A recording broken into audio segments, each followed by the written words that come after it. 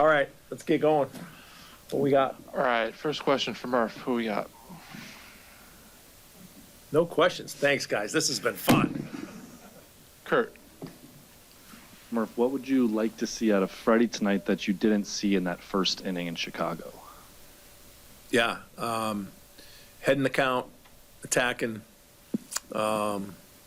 His three top pitches, clicking from from punch one, because all these games are critical. There's no we'll give him a chance. Let's go. I think Freddie's experienced. He understands the lineup he's facing. They know him, and it'll be a good test. Adam, third row on the right. Oh, who's Steve? Go ahead.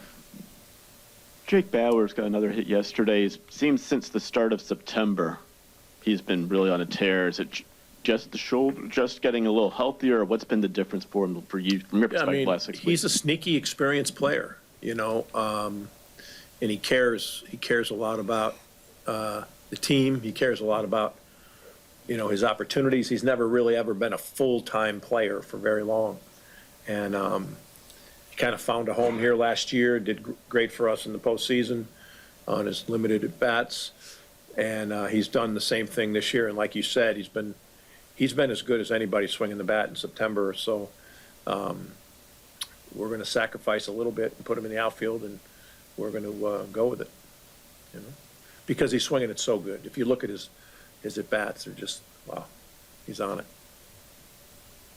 Adam. Murph, for many years, Freddie was part of that kind of trio with Woodruff and Burns. What did you need from him after those two were, in Burns' case, gone and Woodruff out, and what have you seen? Yeah, to just remember sitting with him in spring training, and you're the guy.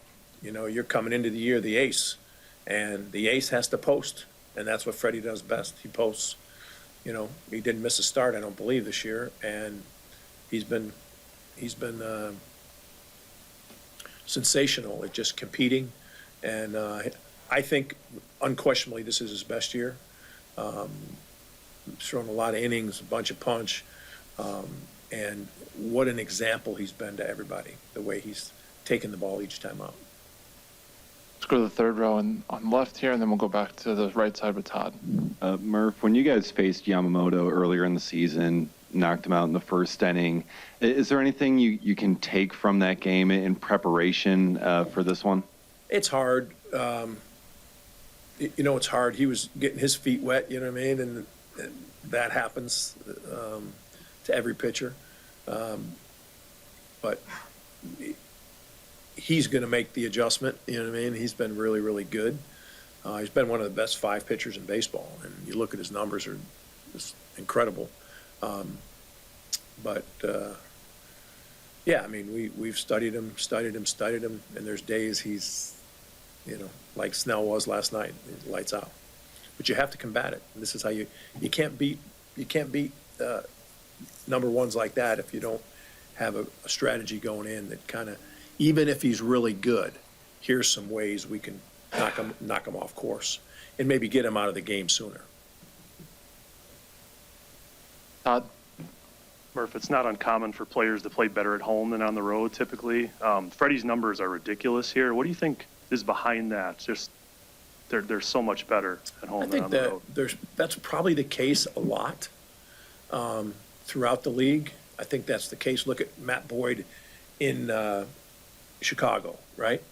Those numbers are eye-popping, you know what I mean? I think certain guys feel better with their routines at home and that type of thing, and that leads to better preparation. But those are numbers that you can't put a lot of stock in when you're making overall decisions. You know what I mean? You can't. They got to be able to pitch. If they can only pitch at home, they're not going to be helpful for you. I think it's more normal than you think. A few more from Murph. We'll come down to the second row in the middle.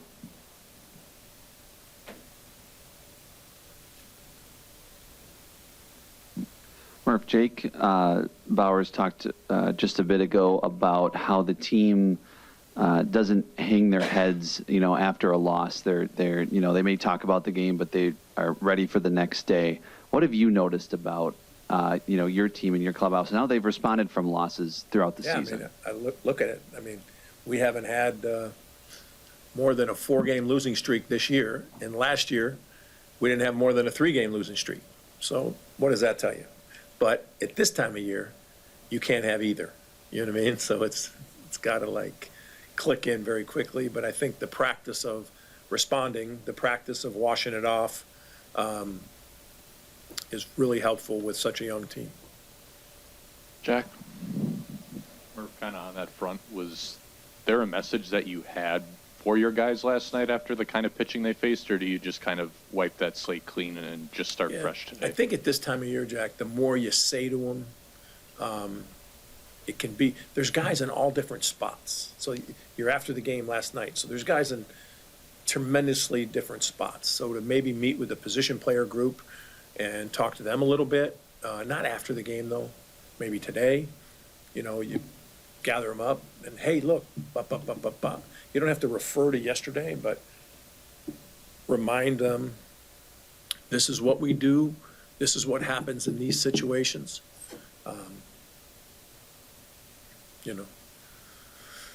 Little reminders. They don't need to hear my voice too much. They've heard it for 7 months. I'm tired of it, so I can just imagine that they're tired of it,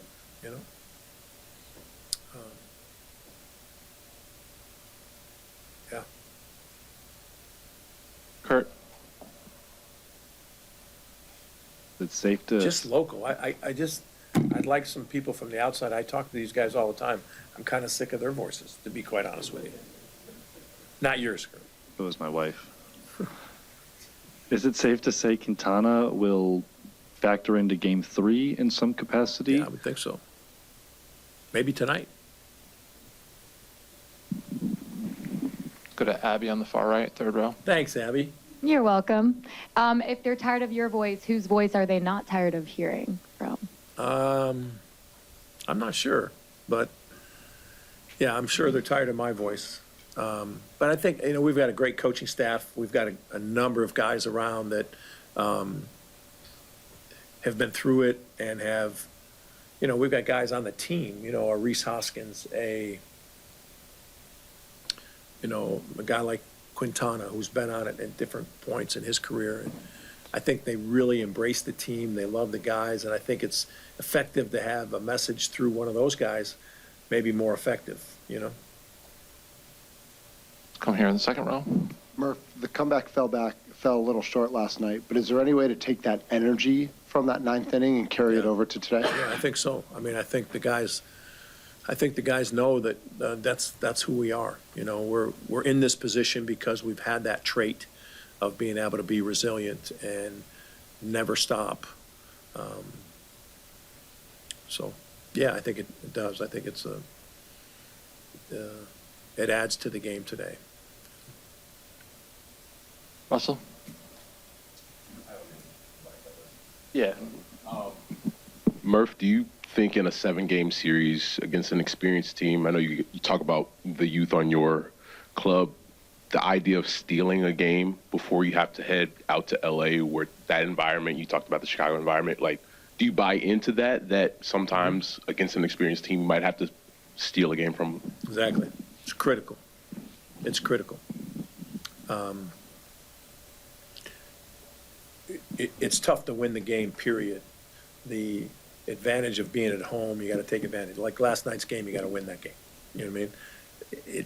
They outplayed us in every way. They left 11 guys on base. We had 0 before the 9th inning. So if you're still in that game and then you get bases loaded and then you lose, whoa, that's a dagger in the heart, even though we would have stole that game. And in terms of overall play, we probably didn't deserve to win, but we did. And let's say we did. That's stealing a game, and that changes their whole perspective. So that little turning point there, we have to reverse that now. Very difficult to do, but it's all 9 innings, 27 outs for each team. So we got to be the ones that take advantage of that. Any last ones for Murph? All right, thanks, Murph. We'll see you post game. Awesome.